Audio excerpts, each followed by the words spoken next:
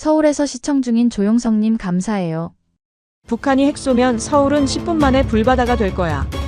워싱턴 국가안보실에서 터져나온 믿기 힘든 발언. 미국은 한국이 결국 방위비 13조를 어쩔 수 없이 받아들일 거라 확신했죠. 하지만 대한민국의 답변은 놀랍게도 정반대였습니다.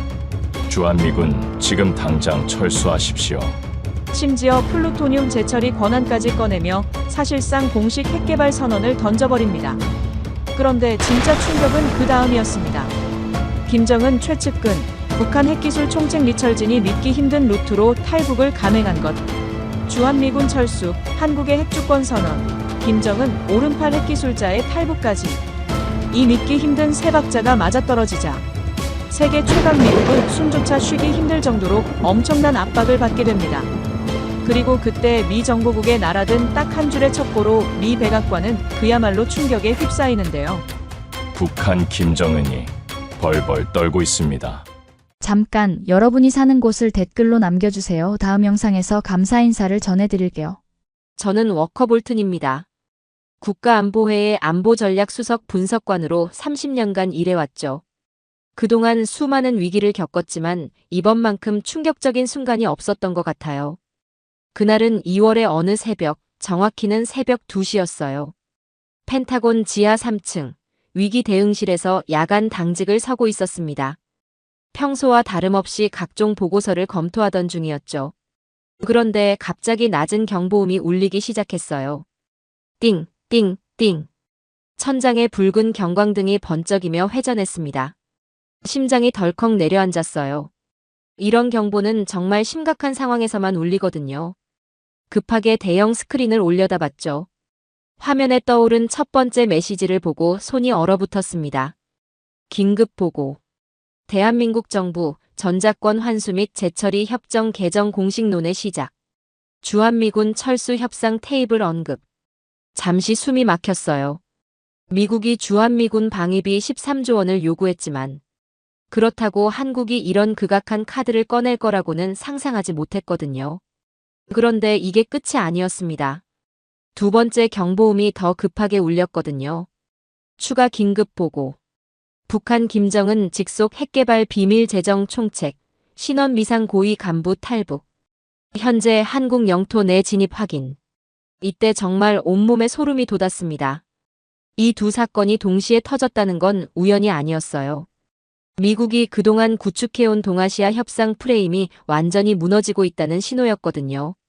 한국이라는 이 조그만 나라가 설마 세계 최강 미국을 압박하려고 이런 술수를 터뜨린 건가? 속으로 오만 가지 생각이 들었어요. 그런데 그때 옆에서 마튼 클라크가 중얼거렸습니다. 영국에서 파견된 국가안보회의 자문관이죠. 그와는 10년 넘게 함께 일해왔어요. 워커, 이건 단순한 감정적 반발이 아니야. 이건 대한민국의 강한 의지의 표현이라고. 마튼의 목소리에서 긴장감이 느껴졌어요. 평소 침착하기로 소문난 그였는데 말이죠.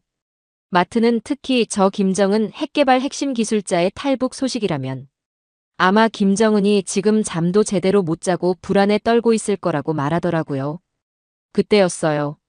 모니터 반대편에서 화상으로 연결된 루카스 베일이 냉소적으로 웃는 모습이 보였죠.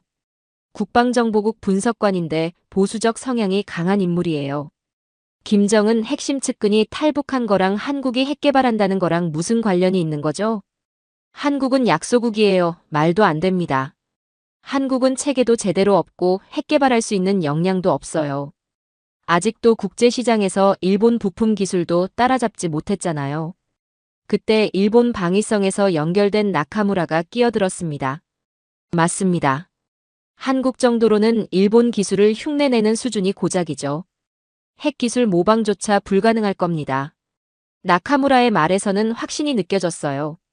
하지만 이상하게도 그의 표정 어딘가에서 불안감이 스쳐 지나가는 것 같았거든요. 마치 자신을 달래려는 듯한 느낌이었죠. 저는 그동안 한국을 어떻게 봐왔는지 되돌아보게 됐어요. 솔직히 말하면 관리해야 할 동맹국 정도로 여겨왔거든요. 물론 중요한 파트너이긴 하지만 결국 미국의 전략적 틀 안에서 움직이는 존재라고 생각했던 거죠. 하지만 지금 이 상황을 보니 뭔가 달랐어요. 한국이 단순히 반발하는 게 아니라 완전히 새로운 게임의 룰을 만들려고 하는 것 같았거든요.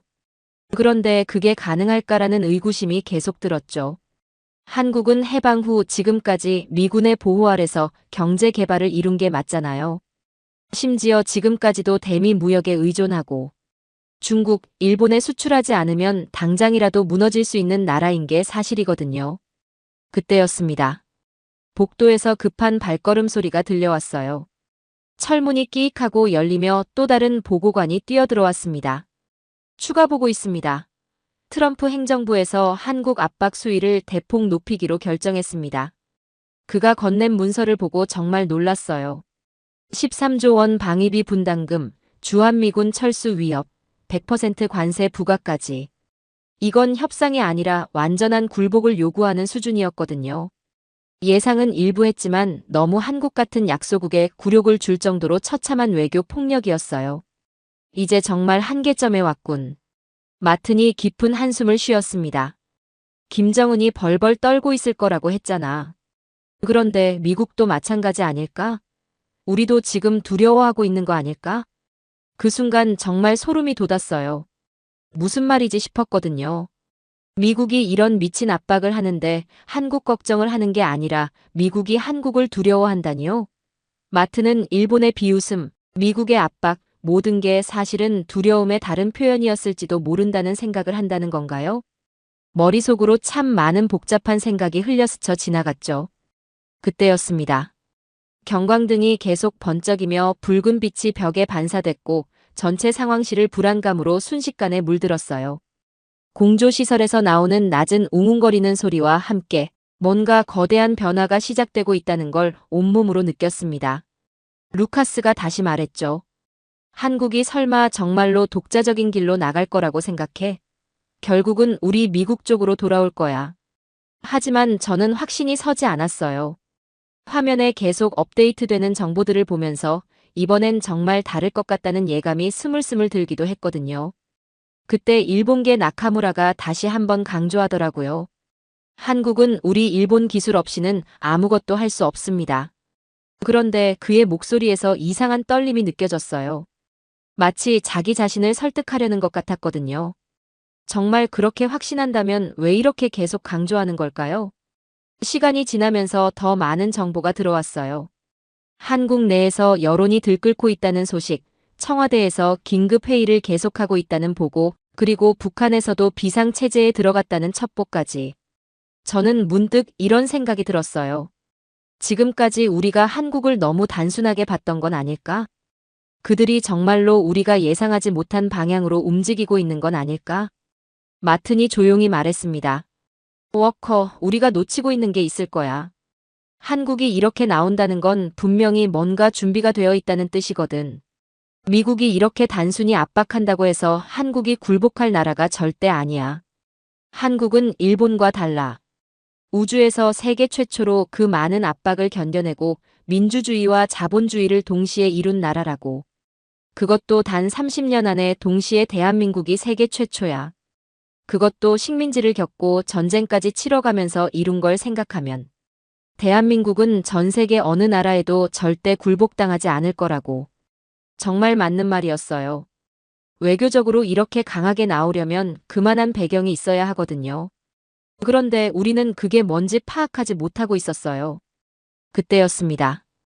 경보음이 점점 더 급해졌습니다. 새로운 정보들이 계속 쏟아져 들어왔어요.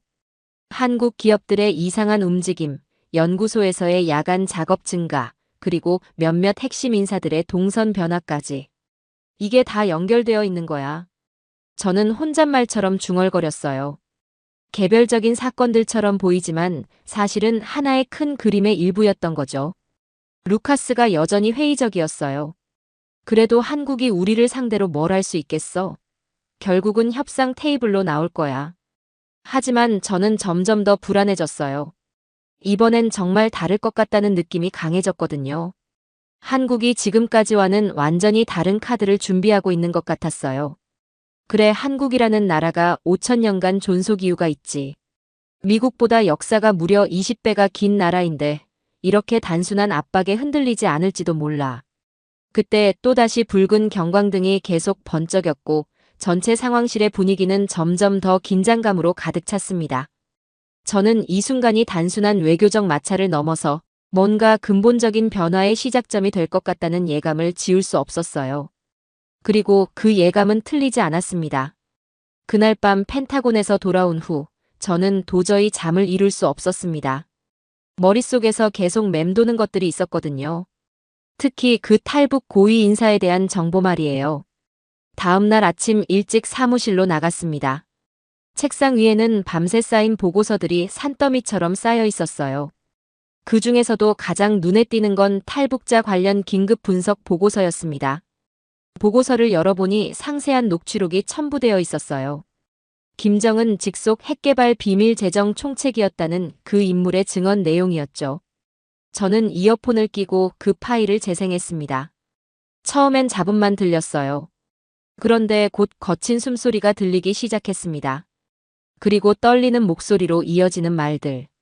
김정은 동지가 밤마다 잠을 못 자십니다. 핵무기밖에 없는데 만약 남조선이 핵을 가지게 되면 우리 체제는 말이 끝까지 이어지지 않았어요. 그 대신 깊은 한숨소리만 들렸습니다. 그 순간 저는 소름이 돋았어요. 김정은이 정말로 두려워하고 있다는 게 생생하게 전해졌거든요. 녹취록을 들으면서 다른 모니터로는 한국 관련 뉴스들을 확인했습니다. 그런데 한 인터뷰가 특히 눈에 띄었어요. 박태준이라는 한국의 과학자가 출연한 프로그램이었죠. 많은 분들이 오해하고 계시는데 저희가 추구하는 것은 핵무기가 아닙니다. 바로 에너지 주권이에요. 박태준 박사의 말은 명확하고 확신에 차 있었어요. 그의 표정에서 어떤 흔들림도 찾을 수 없었습니다. 이건 단순한 변명이 아니라 정말로 새로운 패러다임을 제시하는 것 같았거든요. 인터뷰는 계속 이어졌어요. 에너지 주권이라는 것은 단순히 전력을 자급자족한다는 의미가 아닙니다. 국가의 근본적인 생존권 그리고 미래 세대를 위한 지속 가능한 발전의 토대를 마련한다는 뜻이죠. 그의 설명을 들으면서 저는 점점 더 놀라게 됐어요. 이건 감정적인 반발이 아니라 정말로 치밀하게 계산된 전략이었거든요. 오후에는 더 충격적인 정보가 들어왔습니다. 삼성과 한화 등 한국의 주요 기업들이 민간 시설을 군사용으로 전환하는 프로젝트를 본격적으로 시작했다는 것이었어요. 특히 삼성의 경우 반도체 생산 라인을 군사 네트워크용으로 재편하고 있다는 첩보가 있었습니다. 그것도 불과 며칠 만에 말이에요. 이런 속도로 전환이 가능하다는 것 자체가 놀라웠어요. 한화는 더 놀라웠습니다. 이들이 준비하고 있는 계획을 보니 3주 내에 전 지역 배치가 가능하다는 내용이 포함되어 있었거든요. 이건 단순한 준비 작업이 아니라 이미 상당한 수준의 기반 시설이 구축되어 있다는 뜻이었어요. 저는 문득 이런 생각이 들었습니다. 우리가 한국에 압박을 가하는 동안 그들은 이미 다른 차원의 준비를 하고 있었던 건 아닐까? 그때 CNN에서 속보가 나왔어요. WSJ 보도에 따르면 한국의 최근 행보는 동맹 관계를 흔드는 자충수라는 분석이 나오고 있습니다. 이어서 폭스뉴스에서도 비슷한 내용을 보도했어요. 한국의 무모한 핵개발 욕심이 국제사회의 불안을 고조시키고 있다는 우려의 목소리가 높아지고 있습니다. 이런 보도들을 보면서 저는 복잡한 심정이 들었어요. 언론에서는 한국을 비판하고 있지만 정작 현장에서는 다른 그림이 그려지고 있었거든요. 마튼이 제게 전화를 걸어왔습니다. 워커, 자네도 봤겠지만 상황이 예상과 다르게 흘러가고 있어. 어떤 면에서 한국이 단순히 반발하는 게 아니라 아예 새로운 게임판을 깔고 있는 것 같아. 그들의 움직임을 보면 이미 상당한 준비가 되어 있었던 것 같거든. 마튼의 분석에 저도 동의했어요. 한국의 대응이 너무 체계적이고 빨랐거든요. 이건 즉흥적인 반응이 아니라 미리 계획된 수순 같았어요. 특히 저 에너지 주권이라는 프레임이 흥미로워. 핵무기 개발이 아니라 에너지 자립이라고 포장하면서 국제사회의 반발을 최소화하려는 전략 같거든. 맞는 말이었어요. 박태준 박사의 인터뷰를 다시 떠올려 보니 그들이 정말로 새로운 담론을 만들어가고 있다는 게 느껴졌거든요. 오후 늦게 추가 보고서가 도착했습니다. 한국 내 여론 동향에 대한 분석이었어요. 놀랍게도 국민들 사이에서는 정부의 강경 대응에 대한 지지가 높아지고 있다는 내용이었습니다. 특히 젊은 세대들 사이에서는 이제 우리도 당당하게 나갈 때가 됐다는 분위기가 확산되고 있다고 했어요. 이건 단순한 반미 감정이 아니라 국가적 자존감과 관련된 문제로 받아들여지고 있었던 거죠. 저녁 무렵 또 다른 충격적인 소식이 들어왔습니다. 북한에서도 비상체제가 더욱 강화되고 있다는 첩보였어요. 김정은이 핵심 참모들과의 회의를 연일 계속하고 있다는 것이었습니다. 탈북 고위 인사의 증언과 연결해서 생각해보니 북한 정권이 정말로 심각한 위기감을 느끼고 있다는 게 명확해졌어요. 그들에게는 핵무기가 체제 유지의 마지막 보루였는데 한국이 그 영역에 진출한다면 모든 게 무너질 수 있었거든요. 그날 밤 집에 돌아가면서 저는 계속 생각했습니다. 이 모든 상황이 우연의 일치일까? 아니면 한국이 정말로 치밀하게 계획한 전략의 일부일까? 한 가지 확실한 건 우리의 기존 프레임으로는 이 상황을 제대로 파악하기 어렵다는 것이었어요. 한국이 보여주는 움직임은 우리가 예상했던 것과는 완전히 달랐거든요. 집에 도착해서도 계속 뉴스를 확인했습니다. 한국 관련 보도가 계속 이어졌는데 대부분 부정적인 시각에서 다루고 있었어요. 하지만 현장에서 느끼는 것과는 상당한 괴리가 있었습니다. 특히 박태준 박사의 에너지 주권 발언은 계속해서 재인용되고 있었어요. 이 한마디가 전체 담론의 프레임을 바꿔놓고 있었거든요. 잠자리에 들기 전 저는 다시 한번 그 탈북자의 녹취록을 들어봤습니다. 김정은이 밤잠을 설치고 있다는 그 증언이 계속 머릿속에 맴돌았어요. 핵밖에 없는데. 그 말이 의미하는 바를 생각해보니 소름이 돋았습니다. 북한 정권에게 핵무기는 단순한 무기가 아니라 체제 생존의 마지막 수단이었던 거죠. 그런데 한국이 그 영역에서 우위를 점하게 된다면 북한으로서는 더 이상 협상력을 유지할 수 없게 되는 거였어요. 저는 그날 밤 정말 많은 생각을 했습니다. 과연 우리가 한국을 제대로 이해하고 있었나? 그들이 보여주는 이 새로운 전략을 우리는 어떻게 받아들여야 할까? 하나 확실한 건 이번 사건이 단순한 외교적 마찰을 넘어서고 있다는 것이었어요. 뭔가 근본적인 변화가 시작되고 있었고 우리는 그 변화의 속도를 따라잡지 못하고 있었거든요. 며칠 후 저는 예상치 못한 제안을 받았습니다. 한국 정부에서 부산 해군기지 시설 견학을 요청한 거였어요. 공식적으로는 상호 이해 증진을 위한 교류라고 했지만 실제로는 뭔가 보여주고 싶은 게 있다는 느낌이 강했습니다. 솔직히 처음엔 거절하려고 했어요. 이런 상황에서 한국에 가는 게 적절한지 의문이었거든요. 하지만 상부에서는 직접 확인해보라는 지시가 내려왔습니다. 현장에서 무슨 일이 벌어지고 있는지 파악하는 게 중요하다고 판단한 거죠. 부산에 도착한 건 3월 중순이었어요. 김해공항에서 내리자마자 느낀 건 한국의 분위기가 예전과 많이 달라졌다는 것이었습니다. 공항 직원들의 표정에서도 거리의 분위기에서도 뭔가 다른 에너지가 느껴졌어요. 부산 해군기지로 향하는 길에 한국 담당관이 함께했습니다. 40대 중반 정도 되어 보이는 차분한 인상의 분이었어요. 그는 차 안에서 이런 말을 했습니다. 볼튼 선생님, 오늘 보시게 될 것들이 많이 놀라우실 수도 있어요. 하지만 이 모든 게 평화를 위한 것이라는 점만은 분명히 말씀드리고 싶습니다. 기지에 도착하니 3중 보안 게이트가 기다리고 있었어요. 첫 번째 게이트에서 신원 확인 스캐너가 삑 하고 울리며 열렸습니다. 두 번째 게이트에서는 더 정밀한 검사를 받았어요. 세 번째 게이트를 통과할 때는 정말 긴장이 됐습니다. 이렇게 철저한 보안은 처음 봐요. 제가 말하자 담당관이 미소를 지었습니다. 오늘 보시게 될 것들이 그만큼 중요하다는 뜻입니다. 게이트를 통과하고 나서 길게 이어진 금속 복도를 걸었어요.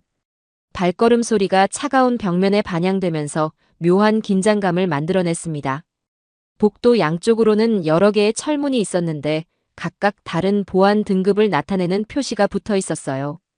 첫 번째 철문이 끼익하고 열리면서 우리는 관제실로 들어갔습니다. 그런데 그 순간 정말 놀랐어요.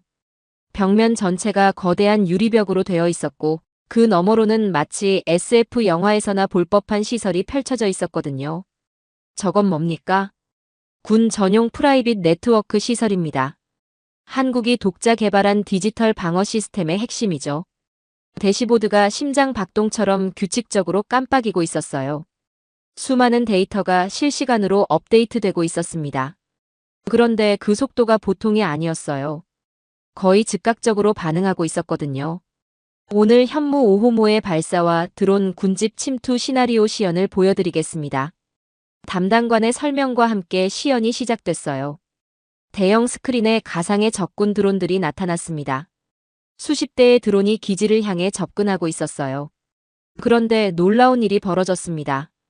시스템이 드론을 탐지하고 위협 수준을 분류하고 대응 방안을 결정하는 데까지 불과 3.2초밖에 걸리지 않았거든요. 이건 인간의 반응 속도를 훨씬 뛰어넘는 수준이었어요. 어떻게 이런 속도가 가능한 건가요? 삼성에서 개발한 초고속 군사용 반도체 덕분입니다. 지연 시간이 0.003ms 수준이에요. 그 숫자를 들었을 때 정말 소름이 돋았습니다. 이 정도 속도라면 어떤 공격이라도 실시간으로 대응할 수 있을 거였어요. 두 번째 시설로 이동했을 때는 더욱 놀랐습니다. 격리된 방호구역이었는데 직접 들어갈 수는 없고 원격 모니터를 통해서만 관찰할 수 있었어요. 저기서 플루토늄 추출 시뮬레이션을 진행하고 있습니다. 모니터 화면을 통해 보니 복잡한 장비들이 정교하게 작동하고 있었어요. 차폐 패널 위의 안전 지표는 모두 녹색으로 안정적인 상태를 보여주고 있었습니다. 그때 뒤에서 낮은 목소리가 들렸어요.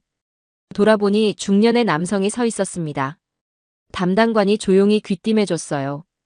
북한에서 온 분입니다. 김정은 직속으로 핵개발 비밀 재정을 담당하셨던 분이에요. 그분이 천천히 입을 열었습니다. 우리 체제는 핵무기로만 버텨왔습니다. 그런데 남조선이 기술로 핵을 넘어버리면 이제 끝이에요. 그분의 목소리에는 깊은 절망감이 섞여 있었어요. 동시에 뭔가 희망 같은 것도 느껴졌습니다. 담당관이 단호하게 말했습니다. 우리는 핵무기를 가질 필요가 없습니다. 이미 충분한 억지력을 확보했으니까요. 저는 궁금해서 물어봤어요. 그럼 미국의 13조 원 압박은 어떻게 생각하시나요? 탈북자분이 고개를 끄덕이며 답했습니다. 오히려 도움이 됐죠. 한국의 핵주권 논리를 더욱 단단하게 만드는 불쏘시개 역할을 했으니까요. 그 말을 듣고 저는 정말 놀랐어요. 우리가 압박한다고 했던 것이 오히려 한국의 의지를 더 강하게 만들었다는 뜻이었거든요. 그때 갑자기 경보음이 울렸습니다. 두 번째 시연이 시작된다는 신호였어요. 이번에는 더 복잡한 시나리오였습니다. 적군 드론대가 여러 방향에서 동시에 기지를 포위하는 상황이었어요. 하지만 네트워크는 전혀 당황하지 않았습니다. 인공지능이 즉시 위협을 재배치하고 우선순위를 정했어요. 그리고 자동 방공 미사일이 몇 초 만에 정확하게 응사했습니다. 이건 단순한 방어 시스템이 아니네요. 제가 감탄하자 담당관이 설명해줬어요. 맞습니다. 이건 완전히 새로운 개념의 디지털 군사력입니다. 기존의 물리적 무기 체계를 뛰어넘는 차세대 방어망이에요. 시연을 지켜보면서 저는 점점 더 경악했습니다. 이건 우리가 상상했던 것보다 훨씬 앞선 기술이었어요.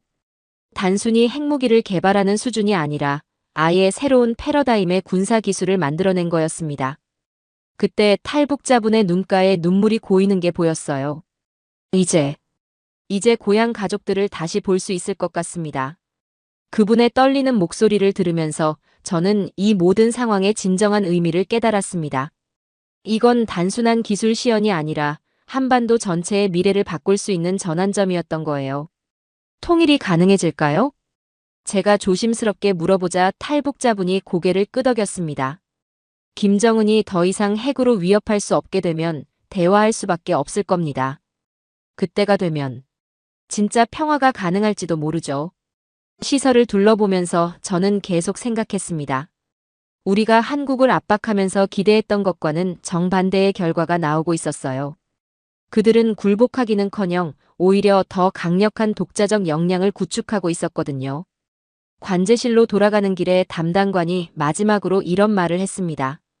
볼튼 선생님, 오늘 보신 것들이 미국을 위협하기 위한 게 아니라는 점을 꼭 기억해 주세요. 이 모든 건 진정한 평화를 만들기 위한 노력입니다.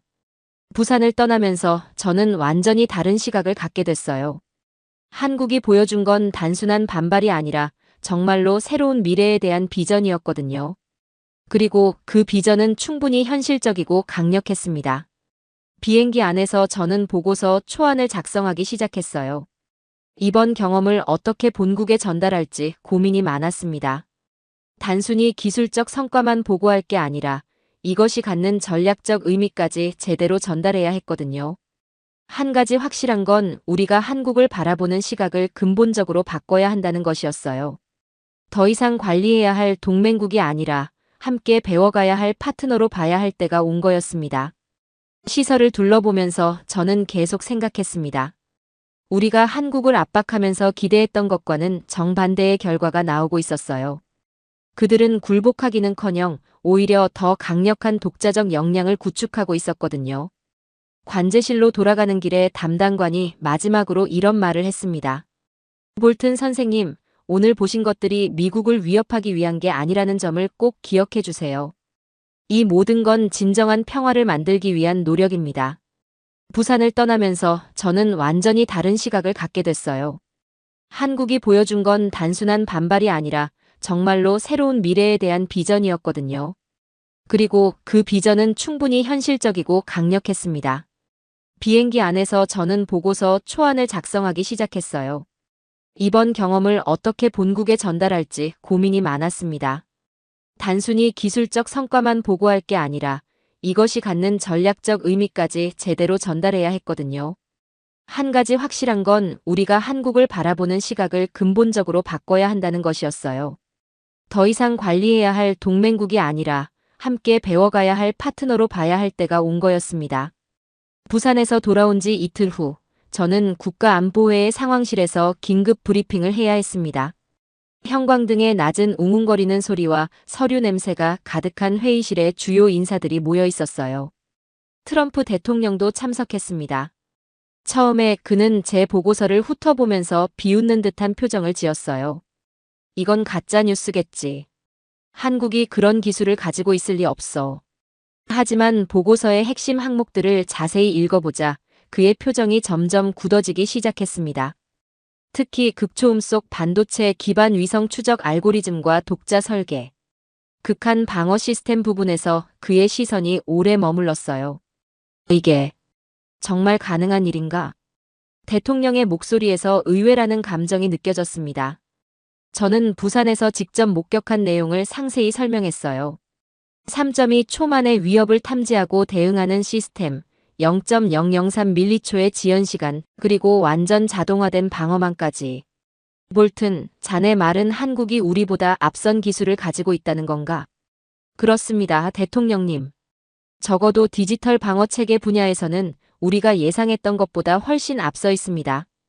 회의실 안이 조용해졌어요. 서류 넘기는 소리만 희미하게 들릴 뿐이었습니다. 대통령은 한참 동안 생각에 잠겨 있더니 이렇게 말했어요. 그렇다면 우리는 이제 한국을 단순한 동맹국이 아니라 전략적 파트너 그 이상으로 봐야겠군. 그 말을 듣는 순간 저는 정말 놀랐습니다. 대통령이 이렇게 빨리 인식을 바꿀 줄은 몰랐거든요. 하지만 현실을 직시하는 그의 모습에서 정치가로서의 냉철함을 느낄 수 있었어요. 회의가 끝난 후 며칠 동안은 정말 바쁜 시간이 이어졌습니다. 한국 관련 정책을 전면 재검토해야 했거든요. 그런데 그 과정에서 더 놀라운 일이 벌어졌어요. 제임스 카메룬 국가안보회의 부국장이 기자회견을 열었던 거예요. 카메룬은 평소 강경파로 유명한 인물이었습니다. 한국에 대해서도 항상 압박 정책을 주장해왔죠. 그런데 그가 기자들 앞에서 완전히 다른 이야기를 했어요. 한국은 핵무기를 만들 수 있는 모든 기술과 능력을 갖추고 있습니다.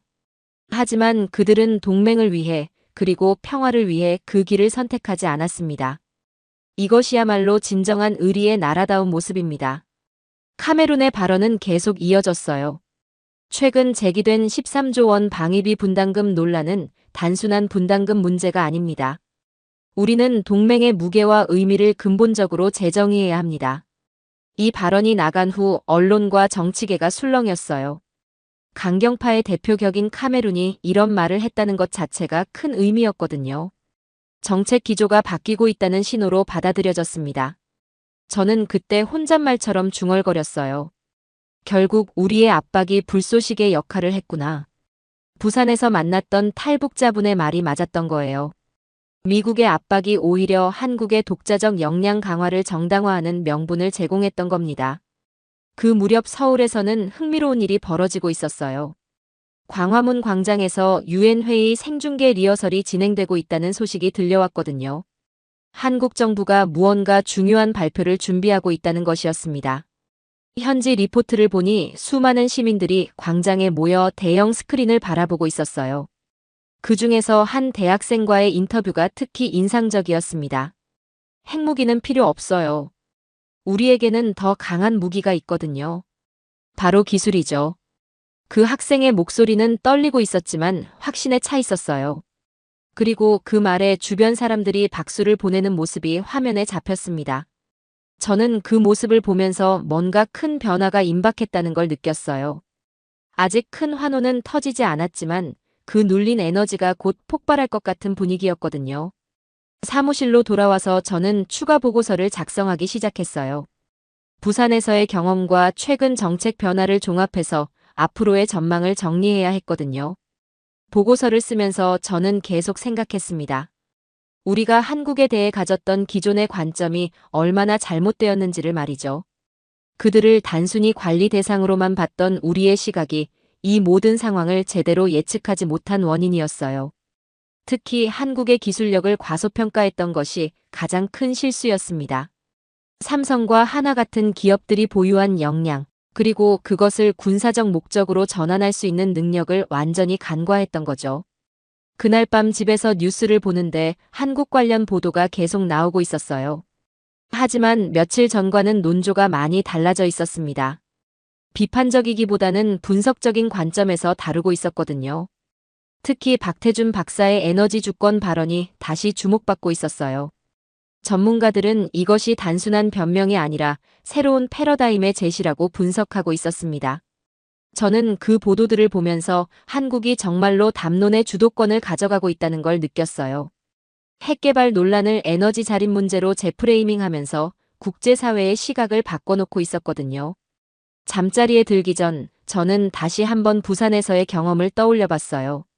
그 첨단 시설들, 탈북자분의 눈물, 그리고 담당관의 확신에 찬 목소리까지. 모든 게 하나의 큰 그림을 그리고 있었습니다. 한국이 추구하는 것은 단순한 무력 증강이 아니었어요. 진정한 평화, 그리고 한반도 전체의 미래를 위한 새로운 비전이었습니다. 그리고 그 비전에는 충분한 기술적 뒷받침이 있었어요. 다음 날 아침 출근해서 보니 또 다른 소식이 기다리고 있었습니다. 한국이 곧 유엔 안보리에서 중요한 발표를 할 예정이라는 것이었어요. 구체적인 내용은 아직 알려지지 않았지만 뭔가 큰 변화를 예고하는 것 같았습니다.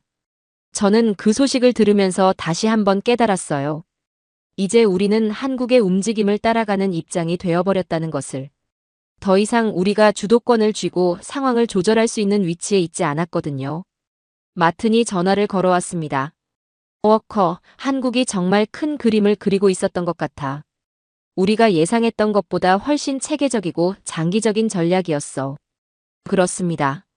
이제 우리가 그들의 다음 수를 기다리는 상황이 되어버렸네요. 그래도 나쁜 일만은 아닐 거야. 진짜 평화로 가는 길이 될 수도 있잖아. 마튼의 말에 저도 동의했어요. 비록 우리가 예상했던 시나리오와는 달랐지만 한국이 보여주는 방향은 분명히 건설적이었거든요. 그날 오후 저는 최종 보고서를 완성했습니다. 결론 부분에 이렇게 썼어요. 한국의 최근 행보는 단순한 반발이나 도전이 아니다. 이는 새로운 형태의 평화 구축을 위한 전략적 선택이며 우리는 이를 위협이 아닌 기회로 받아들여야 한다. 보고서를 제출하고 나서 저는 창밖을 바라봤어요. 워싱턴의 하늘이 유난히 맑아 보였습니다. 뭔가 새로운 시대가 열리고 있다는 예감이 들었어요. 2월 말 뉴욕 유엔 본부에서 역사적인 순간이 펼쳐졌습니다. 저는 워싱턴에서 생중계로 그 장면을 지켜보고 있었어요. 안보리 특별회의가 열린다는 소식을 듣고 급하게 상황실로 나왔던 거죠. 유엔 안보리 회의장은 평소와는 완전히 다른 분위기였습니다. 차가운 대리석 바닥과 높은 천장 사이로 수백 대의 카메라 플래시가 끊임없이 터져 나왔어요. 세계 각국의 기자들과 외교관들이 숨을 죽이고 기다리고 있었습니다. 한국 대표단 수석이 천천히 연단으로 걸어가는 모습이 화면에 잡혔어요. 그의 걸음걸이는 침착했지만 어깨에 실린 무게감이 느껴졌습니다. 연단에 서자 회의장 전체가 완전한 정적에 휩싸였어요. 마이크 앞에 선 그가 입을 열었습니다. 존경하는 안보리 회원국 여러분, 그리고 전 세계 시민 여러분. 첫 마디부터 그의 목소리에는 특별한 무언가가 있었어요. 떨림도 없고 주저함도 없었습니다. 오히려 깊은 확신이 느껴졌거든요. 오늘 저는 대한민국을 대표해서 새로운 선언을 하고자 합니다. 저는 화면 앞에서 긴장했어요. 과연 어떤 내용일까 궁금했거든요. 부산에서의 경험을 토대로 어느 정도 예상은 했지만 실제로 들어보니 감정이 다르더라고요. 우리는 더 이상 선택을 받는 나라가 아닙니다. 그 한마디가 떨어지자 회의장이 술렁였어요. 각국 대표들이 서로를 바라보며 수군거리기 시작했습니다. 하지만 한국 대표는 흔들림 없이 계속했어요. 우리는 이제 선택을 제시하는 나라입니다. 핵무기가 아닌 기술로, 대립이 아닌 협력으로, 두려움이 아닌 희망으로 평화를 만들어 가겠습니다. 그 순간 정말 소름이 돋았어요. 단순한 선언이 아니라 완전히 새로운 패러다임을 제시하는 것이었거든요. 기존의 핵 억지 논리를 뛰어넘어서 아예 다른 차원의 평화론을 내놓은 거였어요. 1초, 2초. 정적이 계속됐습니다. 그런데 갑자기 어느 한 나라 대표가 일어서더니 박수를 치기 시작했어요. 그러자 연쇄 반응이 일어났습니다. 1명, 2명, 그리고 순식간에 120여 개국 대표단이 모두 일어서서 우레와 같은 박수를 보냈어요. 박수는 1분을 넘어서 계속됐습니다. 저는 화면을 보면서 정말 놀랐어요. 이런 반응은 유엔 역사상 매우 드문 일이었거든요. 한국의 선언이 얼마나 많은 나라들에게 공감을 불러일으켰는지 알 수 있었습니다. 그때 CNN에서 속보가 나왔어요.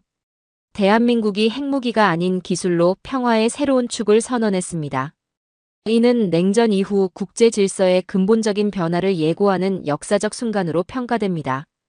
이어서 각국 언론들의 반응도 쏟아져 나왔습니다. 월스트리트 저널은 한국, 냉전 질서를 뒤흔든 기술 패권 선언이라는 헤드라인을 뽑았어요. 영국 BBC는 핵 대신 기술로 평화를 설계한 최초의 국가라고 보도했습니다. 하지만 정말 감동적인 건 따로 있었어요. 서울 광화문 광장의 모습이었습니다. 대형 스크린 앞에 수천 명의 시민들이 모여서 유엔 중계를 지켜보고 있었거든요. 한국 대표의 선언이 끝나자 광장에 있던 사람들이 서로를 끌어안고 눈물을 흘리기 시작했어요. 태극기를 든 시민들, 아이를 안고 있는 어머니들, 회사원들, 학생들. 모든 사람들의 얼굴에 자긍심과 감동이 가득했습니다. 그 중에서도 특히 인상적인 장면이 있었어요. 한 대학생이 마이크를 잡고 인터뷰에 응하는 모습이었습니다. 핵무기는 필요 없어요. 우리에게는 더 강한 무기가 있거든요. 바로 기술이에요. 그 학생의 목소리에는 떨림이 있었지만 확신이 넘쳤어요. 그 말이 끝나자 주변 시민들의 박수가 터져 나왔습니다. 그리고 그 박수 소리가 유엔 회의장의 박수와 화면에서 겹쳐지는 순간 정말 전율이 느껴졌어요. 저는 그 모습을 보면서 이런 생각이 들었습니다. 이건 단순한 정책 발표가 아니라 국민 전체의 의지가 하나로 모이는 순간이구나. 정부와 국민, 그리고 국제사회가 동시에 공명하고 있는 거였어요. CNN 앵커가 생방송에서 이렇게 말했습니다. 대한민국이 제시한 이 새로운 비전은 단순히 한 나라의 정책 변화가 아닙니다. 이는 핵무기에 의존하지 않는 완전히 새로운 형태의 국제 안보 체제를 제안하는 것입니다. 정말 맞는 말이었어요. 한국이 보여준 건 기존의 힘의 균형 논리를 뛰어넘는 새로운 접근법이었거든요. 무력으로 억압하는 대신 기술로 협력하고 두려움으로 통제하는 대신 희망으로 이끄는 방식이었습니다. 그 후 며칠 동안 국제사회의 반응이 계속 이어졌어요. 유럽연합에서는 한국의 제안을 적극 검토하겠다고 발표했습니다. 아프리카와 남미 여러 나라들도 한국 모델에 관심을 표명했어요. 특히 인상적이었던 건 독일의 반응이었습니다. 독일 외무부에서 성명을 통해 한국이 보여준 기술 기반. 평화 모델은 21세기 국제관계의 새로운 패러다임이라고 평가했거든요. 하지만 모든 반응이 긍정적이지만은 않았어요. 일부 국가들과 언론에서는 회의적인 시각을 보이기도 했습니다. 과연 기술만으로 진정한 평화가 가능할지 의문을 제기하는 목소리들도 있었어요. 저는 그런 반응들을 보면서 오히려 한국의 선언이 얼마나 혁신적인지를 다시 한번 느꼈습니다. 기존 질서에 익숙한 사람들에게는 이런 새로운 접근이 낯설 수밖에 없었거든요. 며칠 후 저는 동료들과 이 상황에 대해 토론할 기회가 있었어요. 마튼도 참석했는데 그는 이런 분석을 내놨습니다. 한국의 전략은 정말 치밀해. 단순히 기술력을 자랑하는 게 아니라 그것을 통해 완전히 새로운 담론을 만들어냈거든. 맞는 말이었어요. 한국은 핵개발 논란을 기술 혁신과 평화 구축 이야기로 바꿔놓았습니다. 그리고 그 과정에서 국제사회의 주목과 지지를 얻어낸 거였어요. 특히 타이밍이 절묘했어. 우리의 압박이 최고조에 달했을 때 이런 선언을 함으로써 오히려 도덕적 우위를 점한 거야. 루카스는 여전히 회의적이었어요. 그래도 결국은 말뿐이잖아. 실제로 뭘 보여줄 수 있을지가 중요하지. 하지만 저는 부산에서의 경험을 떠올리며 다르게 생각했습니다. 한국이 보여준 건 단순한 말이 아니었어요. 이미 충분한 기술적 뒷받침이 있었고 그것을 바탕으로 한 확신 있는 선언이었거든요. 그날 밤 집에 돌아가서 뉴스를 보니 한국 관련 보도가 계속 이어지고 있었어요. 특히 광화문 광장의 시민들 인터뷰가 인상적이었습니다. 다양한 연령대의 사람들이 모두 비슷한 이야기를 하고 있었어요. 이제 우리도 당당해질 때가 됐어요. 기술로 평화를 만든다니 정말 자랑스러워요. 우리 아이들이 더 나은 세상에서 살 수 있을 것 같아요. 이런 반응들을 보면서 저는 한국의 이번 선언이 단순한 외교적 제스처가 아니라는 걸 다시 한번 확신했어요. 국민 전체의 열망과 의지가 하나로 모인 결과였거든요. 며칠 후 추가 정보가 들어왔는데 한국이 이미 여러 나라와 기술 협력 협정을 논의하고 있다는 내용이었어요. 유엔 선언이 단순한 구호가 아니라 실제 실행 계획의 일부였던 거죠. 저는 그때 깨달았습니다. 이제 정말로 새로운 시대가 시작됐구나. 한국이 제시한 비전이 국제사회에 얼마나 큰 파장을 일으키고 있는지, 그리고 그것이 앞으로 어떤 변화를 가져올지 기대와 함께 불안감도 느꼈어요. 하지만 한 가지 확실한 건 이번 선언이 단순한 해프닝으로 끝나지 않을 것이라는 점이었습니다. 너무나 많은 나라들이 관심을 보이고 있었고 한국도 충분한 준비를 갖추고 있었거든요. 그리고 무엇보다 한국 국민들의 뜨거운 지지가 있었어요. 그 에너지가 앞으로 어떤 기적을 만들어낼지 정말 궁금했습니다. 하지만 환희는 그리 오래가지 않았습니다. 유엔에서의 감동적인 선언이 있은 지 불과 일주일 만에 상황이 급격히 바뀌기 시작했어요. 미국의 주요 언론들이 마치 약속이나 한 듯이 일제히 한국을 겨냥한 공세를 시작한 것입니다. 폭스뉴스가 선두를 끊었어요. 한국, 중국보다 위험한 핵개발 의도 드러내. 이어서 월스트리트 저널도 가세했습니다. 한국의 이기적 핵주권 주장, 동맹 관계 파괴하는 자충수. CNN까지도 비판적 논조를 보이기 시작했어요. 며칠 전만 해도 한국의 새로운 비전을 긍정적으로 평가했던 그 CNN 말이에요. 저는 뉴욕 호텔방에서 이런 보도들을 보면서 머리를 감쌌습니다. 상황의 급변을 이해할 수 없었거든요. 유엔에서 그토록 큰 호응을 얻었던 한국의 선언이 어떻게 이렇게 빨리 비판의 대상이 될 수 있을까요? 이건 정부가 통제 불능에 빠졌다는 신호야. 혼잣말을 하면서도 저는 뭔가 석연치 않은 느낌을 지울 수 없었어요. 이런 급격한 논조 변화가 자연스러운 것일까? 아니면 다른 이유가 있는 걸까? 그때 마튼에게서 전화가 왔습니다. 워커, 지금 도쿄에 있는데 흥미로운 이야기를 들었어. 어떤? 일본 외무성의 사카이 준페이라는 외교관과 만났는데 아주 솔직한 이야기를 하더라고. 사카이는 평소 한국에 대해 비판적인 발언을 자주 하는 인물로 알려져 있었어요. 공개적으로는 한국을 무시하는 듯한 태도를 보이곤 했죠. 그런데 사적인 자리에서는 완전히 다른 이야기를 했어. 마튼의 목소리에 흥미로운 뉘앙스가 섞여 있었습니다. 뭐라고 했는데요? 솔직히 무섭다고 하더라고. 삼성의 기술력 앞에서 일본 방위성 기술팀이 완전히 멘붕 상태라는 거야. 그 말을 듣는 순간 모든 게 이해됐어요. 공개적으로는 한국을 조롱하고 비하하지만 속으로는 치명적인 위기감을 느끼고 있었던 거죠. 기시다 총리가 모든 걸 미국에 의존해 왔는데 한국은 완전히 독자적인 길을 가고 있다는 거야. 일본으로서는 정말 당황스러운 상황인 거지. 마튼의 분석이 정확해 보였어요. 일본이 그동안 기술 분야에서 한국보다 우위에 있다고 자부해왔는데 갑자기 한국이 차원이 다른 기술력을 보여주니 패닉 상태에 빠진 거였어요. 그래서 미국 언론에 압력을 넣고 있는 건가? 그럴 가능성이 높아. 일본뿐만 아니라 여러 기득권 세력들이 한국의 부상을 견제하려고 하는 것 같거든. 전화를 끊고 나서 저는 다시 뉴스를 봤어요. 이번에는 다른 시각으로 바라보니 뭔가 인위적인 느낌이 강하게 들었습니다. 너무 일제히 그리고 너무 급격하게 논조가 바뀌었거든요. 한편 한국 내부 상황도 복잡해지고 있었어요.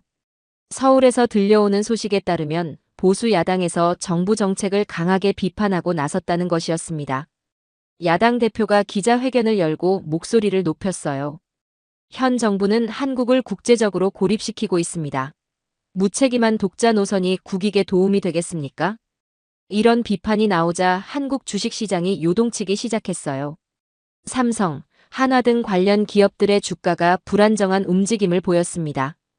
방송 패널 토론에서도 과도한 대미 강경책을 우려하는 목소리들이 나오기 시작했어요. 광화문에서 그토록 뜨거웠던 환호와 감동이 채 가시기도 전에 의혹과 불안이 사회 전체로 퍼져나가고 있었던 거죠.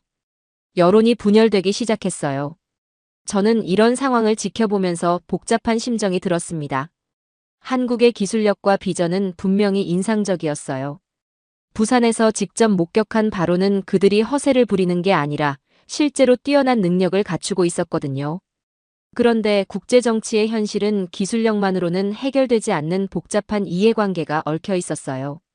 기존 질서에 익숙한 세력들이 변화를 받아들이기 쉽지 않았던 거죠. 며칠 후 더 구체적인 정보가 들어왔어요. 미국 내에서도 한국에 대한 시각이 완전히 갈라져 있다는 것이었습니다. 국무부와 국방부 사이에서도 의견 차이가 컸고 의회에서도 찬반이 엇갈리고 있었어요. 특히 군산복합체와 관련된 이익 집단들이 한국의 독자적 기술 개발을 달가워하지 않는다는 분석이 있었습니다. 한국이 미국 무기에 대한 의존도를 줄이면서 자체 기술을 발전시키는 것이 그들의 이익에 타격을 주고 있었거든요. 저는 점점 더 이 상황의 복잡성을 이해하게 됐어요. 단순히 기술적 우위나 도덕적 정당성만으로는 국제 정치에서 승리할 수 없다는 현실 말이에요.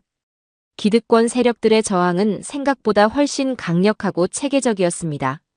그런 와중에도 한국은 흔들리지 않는 모습을 보여줬어요. 정부 대변인이 기자회견에서 이렇게 말했거든요. 일시적인 여론의 변화나 외부 압력에 휘둘리지 않을 것입니다. 우리가 추구하는 평화와 기술 협력의 길을 꾸준히 걸어가겠습니다. 이런 태도를 보면서 저는 한국 정부가 이미 이런 상황을 예상하고 준비했을 가능성이 높다고 판단했어요. 그들의 대응이 너무 침착하고 체계적이었거든요. 실제로 며칠 후 한국에서 흥미로운 움직임이 포착됐어요. 정부가 국민들과의 소통을 강화하기 위해 전국적으로 설명회를 개최한다고 발표한 것입니다. 단순히 수세적으로 대응하는 게 아니라 적극적으로 자신들의 비전을 알리려는 노력이었어요. 특히 젊은 세대들 사이에서는 여전히 정부 정책에 대한 지지가 강했습니다. 대학가에서는 오히려 기술 독립을 외치는 목소리가 더 커지고 있었어요. 한 대학생이 인터뷰에서 이렇게 말했습니다. 외부의 압력이나 언론 플레이에 굴복하면 안 돼요. 우리가 옳다고 생각하는 길을 가야죠. 기술로 평화를 만드는 것, 그게 우리 세대의 꿈이에요. 이런 반응을 보면서 저는 한국 사회의 내재적 힘을 다시 한번 느꼈습니다. 외부 압력이 거세질수록 오히려 내부 결속이 강해지는 것 같았어요. 하지만 동시에 우려도 있었습니다. 국제사회의 여론이 계속 악화되면 한국이 실제로 고립될 수도 있었거든요. 아무리 좋은 기술과 비전이 있어도 혼자서는 할 수 있는 일이 제한적이었습니다. 그런 생각을 하던 중에 마튼에게서 또 전화가 왔어요. 워커, 유럽 쪽 반응은 어때? 아직 명확하지 않아. 공개적으로는 신중한 태도를 보이고 있지만 사적으로는 한국에 관심을 보이는 나라들이 있어. 그럼 한국이 완전히 고립되지는 않겠네. 그렇지. 특히 독일이나 프랑스 같은 나라들은 미국 일변도 정책에서 벗어나려는 움직임을 보이고 있어. 한국의 제안이 그들에게는 새로운 선택지가 될 수 있을 거야. 마튼의 분석을 들으면서 저는 조금 안심이 됐어요. 한국이 완전히 고립되지는 않을 것 같았거든요. 오히려 시간이 지나면서 진정한 지지 세력들이 나타날 가능성이 있었습니다. 그날 밤 저는 오랫동안 생각에 잠겼어요. 이 모든 상황이 과연 어떤 방향으로 흘러갈까? 한국이 제시한 새로운 비전이 현실이 될 수 있을까? 아니면 기존 질서의 저항 앞에서 좌절될까? 한 가지 확실한 건 이번 위기가 한국의 진정한 의지와 능력을 시험하는 중요한 고비가 될 것이라는 점이었어요. 외부 압력 앞에서 굴복한다면 그들의 비전은 공허한 구호에 불과할 테고 끝까지 밀어붙인다면 정말로 새로운 역사를 쓸 수 있을 거였습니다. 저는 한국이 후자를 선택하기를 바랐어요. 부산에서 목격한 그들의 기술력과 의지를 생각하면 충분히 이 시련을 극복할 수 있을 것 같았거든요. 2달이 지나고 나서야 진짜 반전이 시작됐습니다. 그동안의 언론 공세와 국내외 압력 속에서도 한국은 묵묵히 자신들의 길을 걸어왔어요. 그리고 마침내 그들이 준비한 진짜 카드를 꺼내 보일 때가 왔던 거죠. 5월 중순 부산 앞바다에서 대규모 실전 검증 훈련이 예정되어 있다는 소식이 들려왔습니다. 이번에는 단순한 시설 견학이 아니라 실제 해상에서의 종합적인 시스템 검증이었어요. 한국 정부는 국제 언론과 각국 관찰단을 초청했습니다. 저도 다시 한번 초청을 받았어요. 사실 처음에는 주저했습니다. 앞서 부산에서의 경험 이후 미국 내에서도 제게 대한 시선이 복잡해졌거든요. 일부에서는 한국에 너무 우호적이라는 비판도 있었어요. 하지만 현장에서 직접 확인하는 것보다 정확한 정보는 없다고 판단했습니다. 특히 이번 훈련이 한국의 진짜 실력을 보여주는 자리가 될 것 같았거든요. 부산에 도착한 건 5월 18일 저녁이었어요. 이번에는 각국에서 온 관찰단들과 함께였습니다. 독일, 프랑스, 영국에서 온 군사 전문가들, 그리고 일본과 중국에서도 참관단이 왔어요. 특히 일본 참관단의 표정이 인상적이었습니다. 겉으로는 평정심을 유지하려 했지만 눈빛에서 긴장감이 역력히 느껴졌거든요. 마튼이 귀띔해준 이야기를 떠올리니 그들의 심정이 이해됐어요. 다음 날 새벽 5시 우리는 해군 기지에서 관측선에 올라탔습니다. 부산 앞바다는 잔잔했지만 수평선 너머로는 이미 각종 장비들이 배치되어 있다는 게 느껴졌어요. 한국 담당관이 브리핑을 시작했습니다. 오늘 여러분께서 보시게 될 것은 우리가 개발한 통합방어 네트워크의 실전 시연입니다. 가상의 다층 공격 시나리오에 대한 자동 대응 시스템을 확인해 보시게 될 거예요. 그때 한밤의 바다 위로 붉은 경고등이 깜빡이기 시작했어요. 레이더 화면에는 수십 개의 점들이 나타났습니다. 적군으로 설정된 무인기 군집이 여러 방향에서 동시에 접근하고 있었던 거죠. 탐지 완료. 관제실에서 차분한 목소리가 들려왔어요. 그런데 놀라운 건 그 다음이었습니다. 시스템이 각각의 위협을 분석하고 우선순위를 매기는 데 걸린 시간이 정말 짧았거든요. 위협 1순위 재분류 완료. 대응 경로 자동 최적화 진행. 화면에 나타나는 데이터를 보니 정말 놀라웠어요. 수십 개의 목표물을 동시에 추적하면서 각각에 대한 최적의 요격 방법을 계산하고 있었습니다. 그것도 실시간으로 말이에요. 미사일 발사 명령 자동 전송. 그 순간 바다 곳곳에서 방어 미사일들이 발사됐습니다. 마치 불꽃 축제처럼 아름다우면서도 정확한 궤적을 그리며 목표물들을 향해 날아갔어요. 하나도 빗나가지 않았습니다. 저는 옆에 있던 독일 관찰단 대표에게 물어봤어요. 어떻게 생각하세요? 믿을 수 없습니다. 이런 속도와 정확성은 처음 봐요. 우리 시스템보다 적어도 10년은 앞선 것 같습니다. 그의 말에 주변 다른 관찰단들도 고개를 끄덕였어요. 모두 같은 생각이었던 거죠. 그때 더 복잡한 시나리오가 시작됐습니다. 이번에는 바다 위와 공중, 그리고 수중에서 동시에 위협이 나타났어요. 다층 공격이었죠. 하지만 한국의 시스템은 전혀 당황하지 않았습니다. 위성 감시망, 해상 레이더, 수중 탐지기가 모두 하나의 네트워크로 연결되어 통합적으로 대응했어요. 각 층의 위협에 맞는 최적의 무기 체계가 자동으로 선택되고 발사됐습니다. 이건 단순한 방어 시스템이 아니네요. 제가 감탄하자 한국 담당관이 미소를 지었습니다. 맞습니다. 이건 완전히 새로운 개념의 디지털 군사력입니다.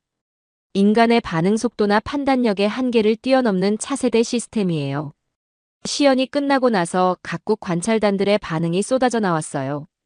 대부분 충격적이라는 반응이었습니다. 특히 군사 전문가들은 이 시스템의 의미를 누구보다 잘 알고 있었거든요. 프랑스 대표가 이렇게 말했어요. 이건 게임 체인저예요. 전쟁의 양상을 완전히 바꿔놓을 기술입니다. 영국 대표도 동의했습니다. 기존의 핵 억지 논리가 무의미해질 수 있겠네요. 이런 방어력이라면 어떤 공격도 무력화시킬 수 있을 테니까요. 그 순간 저는 한국이 추구하는 바를 완전히 이해했어요. 그들은 핵무기로 위협하는 대신 어떤 위협도 무력화할 수 있는 완벽한 방어막을 구축한 거였습니다. 공격이 아닌 방어로 평화를 지키려는 철학이었어요. 시연 소식은 즉시 전 세계로 전해졌습니다. CNN이 생중계로 특집을 내보냈어요. This is not just a military exercise. This is the new standard of future warfare. 앵커의 목소리에는 경외감이 섞여 있었어요. 화면 하단에는 한국, 핵 없는 초강 대국의 전략이라는 자막이 흘러나왔습니다. 더 놀라운 건 그 다음이었어요.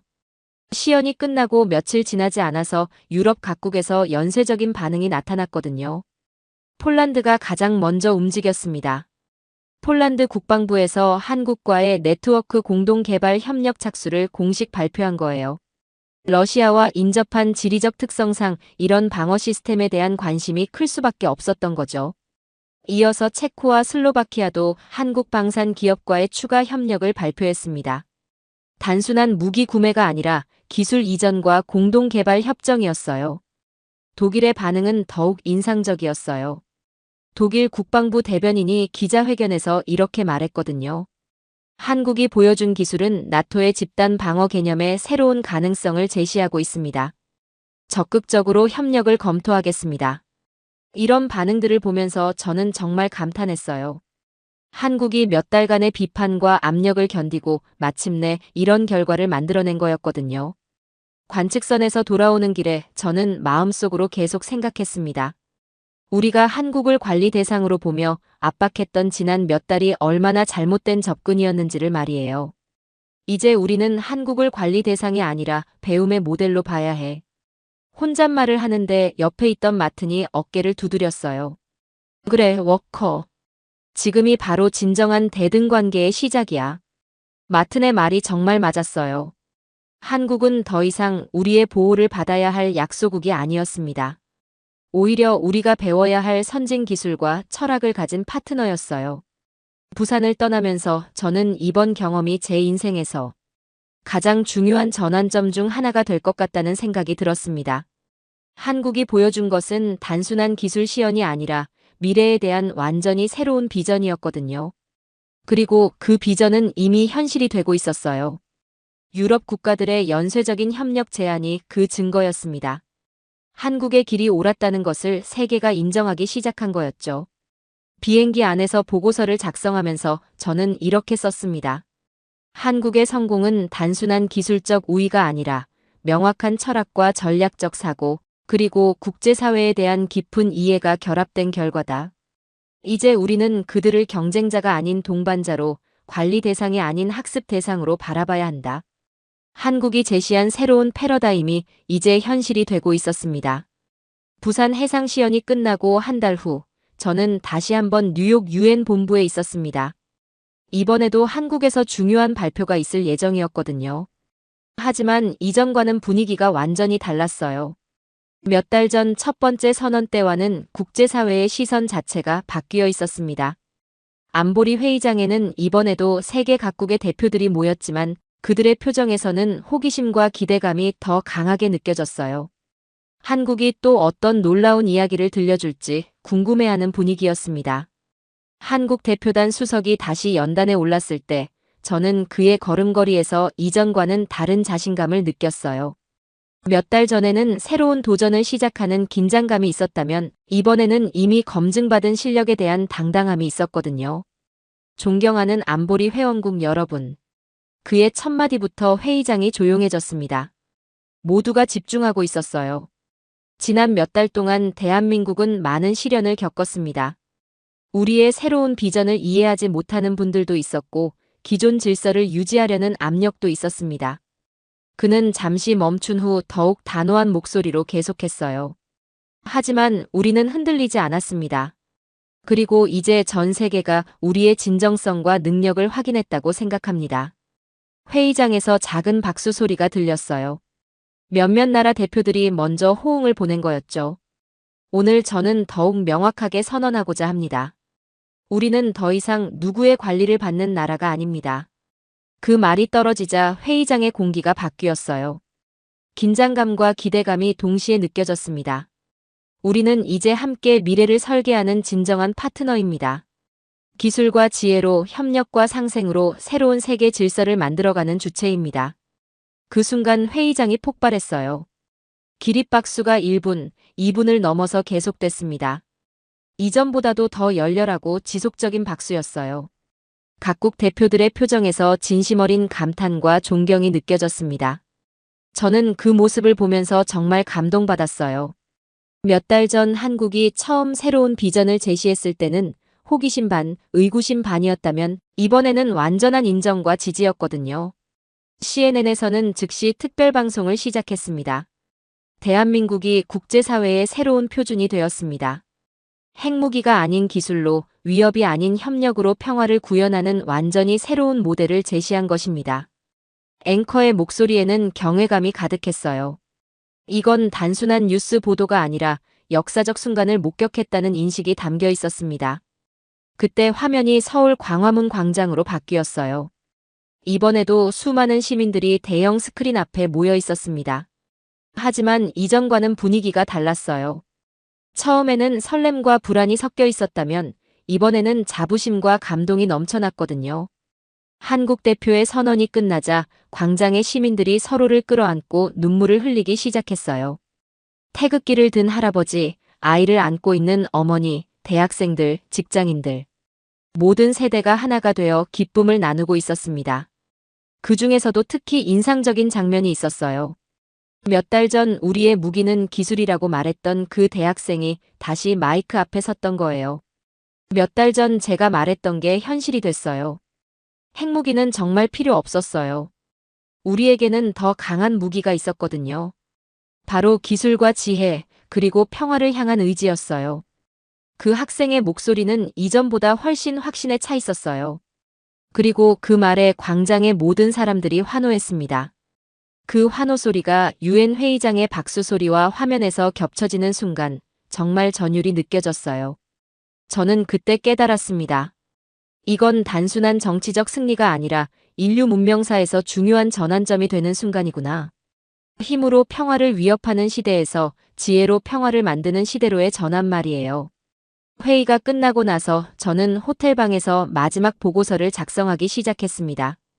이번이 한국 관련 보고서로는 마지막이 될 것 같았거든요. 더 이상 한국을 관리하거나 분석할 대상으로 볼 필요가 없어졌으니까요. 보고서 결론 부분에 저는 이렇게 썼어요. 한국의 성공은 단순한 기술적 성취가 아니다. 이는 명확한 철학과 전략적 사고, 국민적 의지와 국제적 신뢰가 완벽하게 결합된 결과다. 그들은 압박 앞에서 굴복하지 않았고 비판 앞에서 흔들리지 않았으며 의심 앞에서 포기하지 않았다. 문장을 쓰면서 부산에서의 모든 경험이 떠올랐어요. 첨단 시설들, 탈북 고위 인사의 눈물, 담당관의 확신에 찬 목소리, 그리고 해상시연에서의 완벽한 시스템까지. 모든 게 하나의 큰 그림을 완성하고 있었습니다. 이제 우리는 한국에게서 배워야 한다. 이 한 문장을 쓰면서 저는 잠시 멈췄어요. 30년간 국가안보 분야에서 일하면서 이런 결론을 내릴 줄은 상상도 못했거든요. 하지만 이게 현실이었어요. 그때 문득 부산에서 만났던 탈북 고위 인사가 생각났습니다. 그분이 가족 사진을 꺼내 들고 흐느끼던 모습 말이에요. 김정은이 밤새 떨고 있다던 그 말이 이제는 현실이 되었을 거였어요. 한국이 보여준 압도적인 기술력 앞에서 북한의 핵 위협은 더 이상 의미가 없어졌으니까요. 진정한 평화 통일의 가능성이 열린 거죠. 보고서를 마무리하면서 저는 창밖을 바라봤어요. 뉴욕의 밤하늘에 별들이 반짝이고 있었습니다. 그 별들을 보면서 저는 새로운 시대의 시작을 느꼈어요. 다음 날 아침 보고서를 제출하고 나서 저는 동료들과 마지막 회의를 했습니다. 마튼도 화상으로 참석했어요. 워커, 정말 대단한 경험을 했네. 역사의 현장에 있었던 거야. 그렇습니다. 이제 우리도 생각을 바꿔야 할 때가 온 것 같아요. 루카스는 여전히 약간 회의적이었지만 이전과는 달리 인정하는 분위기였어요. 한국이 정말 해냈네. 처음엔 불가능할 거라고 생각했는데.